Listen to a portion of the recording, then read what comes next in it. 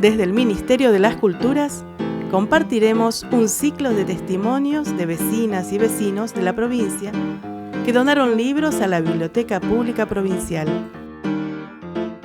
Historias, anécdotas, vivencias en sus voces para la memoria colectiva. Voces en la biblioteca. Bueno, yo venía de Paraná y vinimos en realidad porque vine con Mario Gersek y llegamos, creo que primero llegamos al valle, llegamos en colectivo porque ni había, creo que no había líneas. Estamos hablando de 1968, 67-68. Era colectivo, la línea no me acuerdo realmente, ni sé si está todavía. Y llegamos primero a Chipoleti, me parece, y no sé cómo, el destino era Neuquén. Yo ya venía con un concurso que había hecho, fue el primero que la provincia de Neuquén hizo, el Consejo Provincial de Educación, hizo para sus escuelas. Y yo estaba recién recibida de profesora en castellano, literatura y latín, ese era el título del Instituto del Profesorado de Paraná, y Mario, profesor en historia. Entonces vinimos, nos casamos primero, el 14 de abril, y nos vinimos, creo que es el mismo día, una noche. Y la provincia, yo ya tenía la designación por concurso de profesora titular en el Centro Provincial de Enseñanza Media número 6, que es de Cutralcó. Y después nos fuimos a Cutralcó, también en ese momento el consejo nos llevó en colectivo, en auto, creo que era una camioneta, y nos alojamos en Cutralcó. En la misma escuela nos alojó, me acuerdo, y la voy a nombrar porque vale un reconocimiento, ya no está Esther, pero nos alojó Esther Kraiman de Castica, Kraiman en realidad, una neuquina, nacida en Picún-Leufú, no en el Picún-Leufú actual, sino creo, ella me lo contaba, yo todavía no conocía, por el lado cercano a Zapala, creo que por ahí se inicia, será el río, supongo. Bueno, Esther nos alojó en un lugar, compartíamos con ella, en el lugar de la misma escuela, con ella era directora de la escuela, en ese momento profesional número 1, que es hoy la escuela técnica, la EPET, de Cutralcó. Creo que, no sé, no me acuerdo el número, pero creo que es 14. No me acuerdo, realmente no sé. Y me hice cargo al día siguiente, al ser la única profesora titular, hicimos algunas conversaciones con la gente, con los profesores que estaban y demás, y por reglamento asumía la dirección. Y fui la directora del Centro Provincial de Enseñanza Media número 6. En ese momento el centro se conformaba como de primero a tercero, creo que era recién nacía el centro, creo que había nacido en el 65, una cosa así, con Feni Goransky, que ustedes como supervisora, que ustedes la tienen acá en la biblioteca, tienen su obra, realmente una docente, en mi opinión, ¿no? Con conciencia de la labor docente, es decir, andaba a la calle o andaba a las ciudades. En ese caso, como supervisora, andaba a las ciudades, los pueblos, las ciudades. Que no es lo mismo andar las ciudades hoy que andar las ciudades en el 65 o antes, no sé. En ese momento yo la recuerdo a Feni, pero en realidad Feni en ese momento debe haber no estado en la función, estamos hablando del 67, no sé en la historia argentina a qué tramo corresponde, pero me parece que el Consejo estaba intervenido en ese momento, o acababa de estar intervenido. La verdad que habría que ver la historia de la República, que por supuesto tiene varias intervenciones, pero bueno, a Feni la reconozco como la supervisora que visitó ese centro y la persona que nos instaló en Cutralcó, que nos llevó en en camioneta, o en una camioneta del Consejo, en realidad, fue Teresa Valero. Trabajé mucho en la Biblioteca Popular, Carlos H. Rodríguez, y ahí conocí a don Gregorio Álvarez. Y su charla, la charla que él dio en la biblioteca, estoy hablando del 71, por allí debe haber sido, fue la que motivó en principio toda la producción alrededor de doña Carmen Funes, la Pasto Verde. Fue una charla sobre ella, sobre las cuarteleras, entre las que aparecían relevante, en un lugar relevante, doña Carmen Funes. Así que también lo recordamos a ese, sobre todo escritor para mí, poeta también, que tiene buenas producciones, o un poco menos, han circulado menos, ha circulado más su actividad ensayística, de investigación, inclusive en mitos y leyendas, de recopilador, y también su actividad, por supuesto, como científico. Pero bueno, a él lo recuerdo, y lo recuerdo también cuando acá en Neuquén nos visitó Borges, debe haber sido el 70 y algo. A él, bueno, estaba repleta la Biblioteca Popular Alberdi, la que hoy es la institución que ocupa, creo, Cultura, ¿no? El FEN y otras instituciones de allí. Y bueno, eso estaba repleto, y también, sí, el don Gregorio fue sin duda un puntal en mi conocimiento, mi aproximación al conocimiento de la literatura de Neuquén, porque en él convive lo académico y lo popular criollo y lo popular de raíces autóctonas, que él las tenía. Que es lo que creo que es la literatura, ¿no? La mixtura de una serie de registros lingüísticos en los que diversidades se expresan. Así que a él también. La conexión educación-literatura estuvo siempre, y va a estar hasta el final, supongo. ¿Y dónde nace? Nace en Victoria. En la escuela primaria donde yo concurría, una primaria estatal de las llamadas escuelas Laínez, que en Neuquén hay y hubo siempre de esa época. Estoy hablando de la primaria mía debe haber sido en el 50 y algo, ¿no? Entre el gobierno de Perón y el del posgobierno, es decir, la caída del 55 también forma parte de eso. Digo, para hacer memoria y tomar los hitos. Esta escuela primaria tenía una muy buena biblioteca. Bueno, todas las escuelas primarias de esa época eran inmensas, muy bien provistas, se ve que era otra Argentina, una cocina impresionante, un patio de cubierto impresionante para actos con la gente, y parques increíbles. Y en ese ámbito había una biblioteca con muy buen amoblamiento, ya para la época, ahora lo reconozco como cuando era chica, no, y muy bien provista. Y de los primeros, y aquí va también mi homenaje a los primeros que motivaron la escritura, porque fue primero la lectura, ¿no? Y recuerdo especialmente a Monteiro Lobato como un escritor al que nos acercaron las maestras y de esa época, y después a las maestras que tuve de una primaria. Y entonces desde ahí siguió por la escuela secundaria y siguió por el Instituto del Profesorado.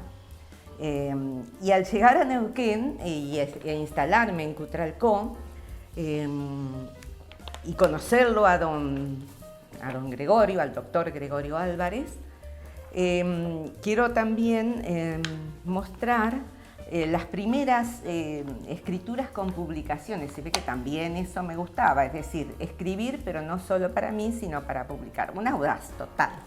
Pero entonces, en esa época, que él influyó con su información, y no una vez, sino en varias oportunidades, porque una vez que uno conversaba con él, tenía las puertas abiertas para conversar con él de alguna manera cuando uno viniera a Neuquén o lo encontrara otra vez.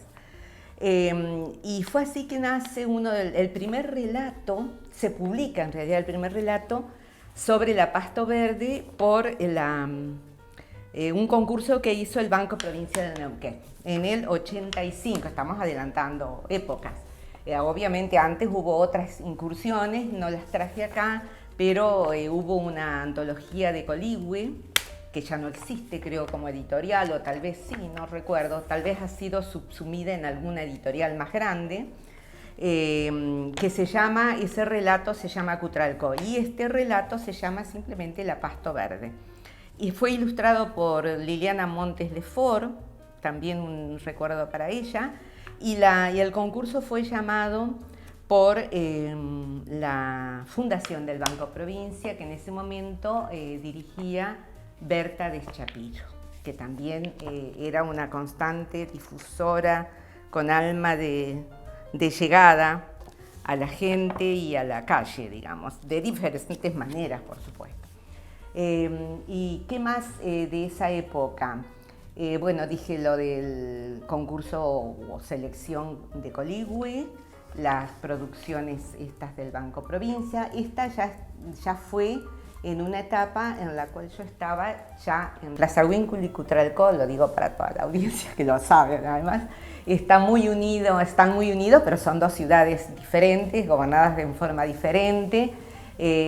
Pero bueno, en ese momento realmente nosotros la transitábamos como todo un ámbito común de desarrollo, de educación y de formas culturales, y bueno, por eso las recuerdo allí en un ámbito realmente transitado y muy querido. La Señora de la Guada es una novela breve, sobre un tramo de la vida de doña Carmen Funes, el último, a partir ya de su vejez, lo que sería, no se sabe exactamente a qué edad murió, pero ya grande se instaló en La Guada, que está allí pertenece a Plaza Huíncul, donde está en este momento el museo, muy bien atendido, por cierto, y después se tiene otras reconstrucciones. Bueno, es una obra que más adelante, si quieren, podemos leer un fragmentito, pero no traje para ver, vamos a ver dónde. Bueno, puedo leer un poema breve que da inicio a La Señora de la Guada. Esta noche la Guada es transparencia. Esta noche bebiste de la Guada y fuiste mi dibujo, tu dibujo viajero. En los vientres espejados habitamos ansiedades y luceros, y a la tierra de mares amarillos, sobre mi pasto verde, te amarraste, extranjero. Después sigue un monólogo que también es ficcional. Voy a leer un fragmentito porque lo encontré. Pasaste sobre mí y se quedó tu aliento de fierro y tropel. Cuyen estaba llena, era su noche, pero nosotros se la arrebatamos. Devorábamos el viento hundidos en el pasto verde de la pampa desflorada. No me dijiste nada, solamente fue el gesto y algún dolor viejo hecho coágulo en el tiempo. No recuerdo tu nombre. Sí que eras de sudor y lejura, y que tus ojos fueron, entonces, como los reflejos irisados del sol entre mi aguada, miel de encuentro, septiembre entre verdeos y peladares. Pasaste sobre mí mientras en la posta de la Guada se arrinconaban desde siempre sombras, matras y ollas, el quehacer y las cosas que acompañan a las mujeres, las cosas y las sombras de las cosas en los rincones se amontonaban y crecían desde mucho antes que eligiera la vida de fortinera errante, de mujer servicial o de hembra fácil, de pasto verde, como solían cuchichear en rueda de hombres. Pasaste sobre mí. Tuve el puro peso del largor de los días. Sin embargo, no me resigné, siempre esperaba. La muerte no podía beber en mi aguada sin que yo te conociera. No era posible irse así sin sentir el olor de tu cuerpo, hecho de sal, aroma y cebo, sin llegar a la tibieza de copal en tu mirada. No era posible partir sin antes beber en cada tranquito, en cada recorrida, palmo a palmo, tramo por tramo, el gusto de tu piel, de arena y noche. Sí, Neuquén, que su mixtura, su diversidad, su movimiento, ¿no? Esa es el atractivo que para mí me hace, bueno, elegirla para mí, como ciudad y como provincia. Bueno, ni hablar de las bellezas naturales, que eso ya es palabra mayor y que no es solamente para mí. Pero el movimiento de la ciudad de Neuquén y sus alrededores, porque no es solamente la ciudad, sino toda la ciudad ampliada, digamos, que pronto supongo que va a llegar también a Cutralcó y a Plaza Winkler, pronto en los años, ¿no? La mixtura, la diversidad, dije, la fuerza, bueno, la tiene en su raíz, es lo que diferencia Neuquén. Igual la Patagonia, yo he llegado hasta, bueno, he tratado de recorrer, viví algún tiempito en San Julián, pero bueno, esta es la Patagonia Norte, y la Patagonia Norte tiene sus diferencias, y eso también me gusta. Sus diferencias en cuanto a clima, en cuanto a colores, en cuanto a movimiento, a gente que la visita, que transita, que se arraiga acá. Con eso, bueno, es también un reconocimiento a todos los que estamos, a todos y todas las que estamos aquí. También en este librito, que es tan pequeño, que es del 2003, debe ser 2002, 2003, hay un relato, son 4 mujeres las que son las protagonistas de este texto, de este mundo poético. Son relatos y una de ellas, el que da inicio, es la Pasto Verde. Quiero con esto recordar las distintas gestaciones que ha tenido ese personaje como protagonista de la literatura en mí. La portada, la tapa es de Elba Eliseche también, otra mujer. Y finalmente recordar a nuestra Irma Acuña, nativa de Neuquén. Elba también lo es, Liliana no lo es, Liliana Montes de Forest como yo, de otros lugares. Todas somos Neuquén de cualquier manera, de una manera o de otra, en tanto sintamos la participación en esta tierra. Y Irma, a quien conocí personalmente en el, creo que 84, 85, ya había vuelto a Argentina, y la conocí en su casa, en la calle Paraná, y no me acuerdo la otra calle de Buenos Aires, increíble. Pero la conocí allí y luego la conocí acá, porque Irma venía traída por el COPADE a hacer unos cursos, talleres en realidad, sobre literatura, por supuesto, y también después vino y se radicó. Eso fue en el 90, 91 más o menos, para ubicarnos en el tiempo, y se quedó. Y generosamente ella accedió a ser directora ella tenía un doctorado en letras. Para ser directora de una tesis de magíster se necesita otro doctor, así que fue ella. Ella aceptó y había una codirectora, porque era un magíster en didáctica, es decir, en educación, el que yo hacía en la Universidad de Buenos Aires, Ella era directora por la parte literaria, porque era mitos y leyendas de la literatura de la comarca. Me acuerdo que después se editó ese libro. Ella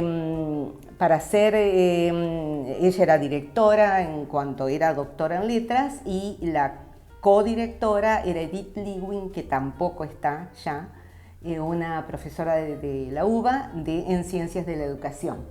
Y el recuerdo de Irma como directora es el recuerdo de ella como escritora, es decir, una visión abierta de las cosas, no la estructura normal que es típico de las academias, porque uno para llegar a ser magíster o doctora tiene que incursionar necesariamente en las academias, porque esas son las reglas para lograr el título. Entonces Irma se escapaba por todos lados de eso, y la que te volvía a la estructura, digamos, era Edith Lewin, que también una gran profesora, pero con mucho entrenamiento en esas lides. Irma tenía su entrenamiento maravilloso en las lides de la literatura, mucho más abiertas, ¿no? Más flexibles más que abiertas, porque las dos eran abiertas, pero más flexible en cuanto a normas. Ese es el recuerdo. Y allí está su pensamiento sobre lo que es literatura desde las provincias. En ese momento creo que se llamaba, que le decíamos así, pero literatura no desde las centralidades, quiero decir, y específicamente en nuestro caso, desde la centralidad de Buenos Aires, de la gran ciudad, o desde los argentinos, la centralidad de Europa y Estados Unidos en Occidente, las luminarias de Occidente. Entonces eso también puede contribuir a otra mirada que seguramente está en muchos de sus textos ensayísticos, de los de Irma, digo. Así que, bueno, eso es un aporte que hizo Irma, creo que... la tesis mía se terminó en el 2005 para defenderla, y debe haber sido anterior, entre el 2001, porque llevó bastante esa tesis, 2001 al 2005. Y ese es homenaje a la parte, digamos, docente de Irma, porque docente en el sentido de proyección, de difusión, no solamente de dar clases, de atención, de esto que tanto se comenta en las reuniones cuando se habla de Irma Acuña, de recibir al alumno o alumna en tu casa, que bueno, es todo un trámite eso, porque además ella no tenía la gran casa, tenía una casa pequeña, pero con mucha biblioteca, que era su distintivo, ¿no? Y bueno, eso, o de encontrarse con sus alumnos, o sus formados, o sus formantes, o sus seguidores en los distintos aspectos de difusión en los que ella intervenía. Me refiero a un recital, a apoyar a alguien que iba a presentar un libro, en fin, esas cuestiones que son detalles que movilizan, y es docencia, es de alguna manera docencia, o por lo menos es formación. 2 veces el amor. Hacer 2 veces el amor en una hora no es cualquier cosa, y menos superando los 50. Te lo dije, amor, pero usted nada. Mejor dicho, usted todo y más. Sin cansancio, ni heridas de trabajo, ni mujer que se ha ido por un rato.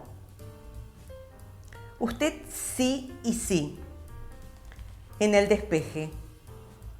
Tal vez solo pensó en usted, o en los dos, siquiera un poco. Entonces, yo le doy las gracias. Cuando crucé la esquina, a contrapelo del adiós que no dijimos, un hombre joven me pidió monedas. Supe que habíamos hecho pedazos cualquier quantum. 4 eran 2 y por instantes 1. El cuadrado rodaba refutando la síntesis. Y sin embargo, la realidad virtual, usted lo sabe, venía de agonizar aquí, en noviembre, el hambre y el aroma de los tilos.